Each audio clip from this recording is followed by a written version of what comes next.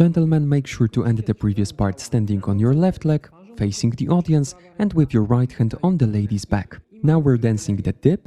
Bend your left knee first, reaching with the right leg to the side. Then actively push off the left leg, shift your weight to the right one, right knee is bent, keep your back straight, and tilt your upper body to the right side, looking at the lady. Support her back with the right hand. Avoid leaning over the partner, just tilt to the right side.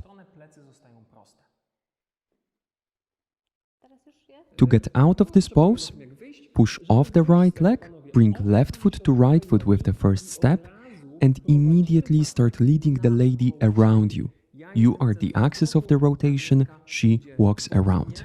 Regarding your steps, just shift your weight from one leg to another to rotate, staying in one place. Now the lady's perspective, bend your knee slightly, take a step backward with the right leg, right knee is bent, left leg is straight and in front of you, direct your hips forward and up, and tilt your upper body and head backward, looking at the man. Let's show this from the front as well. Bend your knees slightly, step backward with the right leg, hips to the ceiling, tilt your upper body and head backward. Push off the right leg, take a step with the left one and start walking around the man right away. Ladies, one more important information for you. During the dip, avoid pulling the man with you.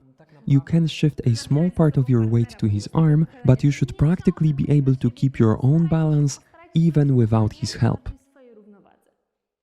Okay, let's go back to our proper direction. Let's count what we've just covered.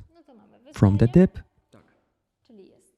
1, 2, 3, 4, 5, 6,